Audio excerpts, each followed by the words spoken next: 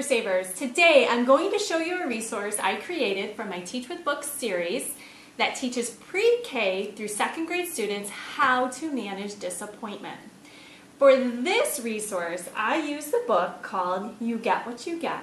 It's a very cute book. It's by Julie Gassman, and what I love about this book is that there's a little squirrel in here.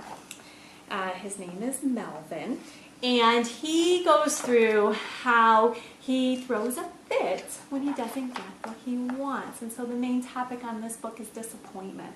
So I absolutely enjoy using this book to teach this very important social emotional learning skill. Now, to get all the principles that go with this book, go to my website, behaviorsavers.com, to find the link to my Teachers Pay Teachers website and also some of the tips and tricks when using this resource with your students. This resource, along with all my Teach with Books series, does align to the Second Step curriculum. I found that using the common language that this series provides, which is the basis of my Tier 1 curriculum, helps students to learn and have extension lessons to things that they've learned within the classroom, and then also ways to build and expand in fun ways in terms of using picture books to be able to teach those concepts. Now, in this lesson, what you will get, as with all of my Teach with Books series, is you do get the scripted lesson plan. And on here, there is really no prep needed for this lesson plan. It's all scripted, it's all here. All you need for this lesson, get the resource, get the book, get a librarian who will get it from a library for you, borrow one, have it as part of your school library. I love this book. You also need to have the students have some kind of writing instrument for this one. They don't actually need any scissors or anything like that. And then you also need some blank pieces of paper. And here's what I love about my Teach with Books series. All of my lessons include an anticipatory set. So for this one, I come in with blank paper and I say to my students, I have the best activity for us to do today. I'm super excited. I cannot wait until you guys see what this activity is. I really build up the excitement. It doesn't matter if I'm with 1 student or 5 students or 30 students, I build this out. And so I start passing out blank pieces of paper that's supposed to have my activity on.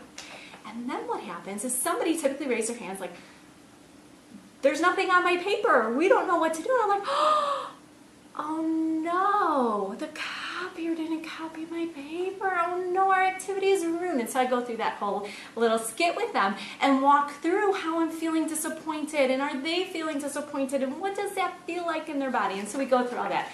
So for this activity, I promise you, it's no prep. All you need is some blank pieces of paper. But it's super fun for the students. An anticipatory set of all my Teach with Books lessons include that little fun 5-minute get the students engaged in the lesson, which is important for a lot of this content that can be hard for students. Also included with all my Teach with Books series are teaching guides.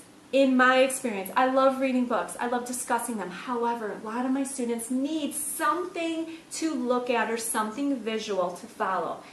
Like I just said, with the Second Step curriculum, they have a teaching tool that they use to teach. I've also created different teaching tools for this resource that you get in here, which are the calm down steps that uses a little bit more friendly graphics. Also included with this series, this resource, including the whole series, are the feelings and vocabulary posters that can be posted along the room, but it helps give a visual to some of these topics. What is disappointment? What does that look like? Here's a little boy with clip art.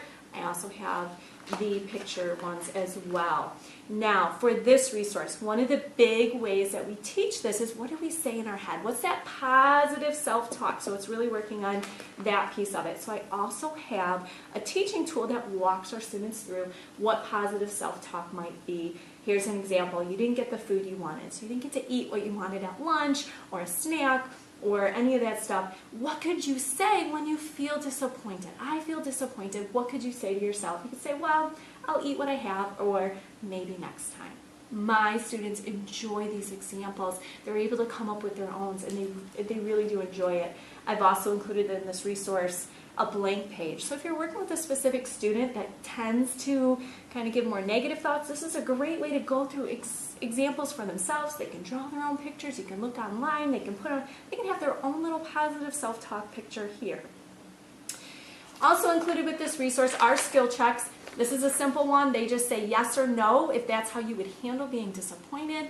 There's a pre-K and a K through 2. Anyone who's familiar with these products knows they are the same exact worksheet. You can use this for different levels. They are already differentiated for you. They have the same questions. There's just a little higher skill on the K through 2 than the pre-K. You could use pre, post, there's tons of different ways to use this resource. I hope your students will love this resource as much as mine. Be sure to go to the website, behaviorsavers.com, and subscribe to the newsletter. I try to get out updates monthly, but I at least get them out quarterly. I promise I won't flood your inbox, but there's stuff in there, some freebies, some tips and tricks, newsletters I've created, different things that I can't necessarily get out as often as I would like, but I try to get them out to you.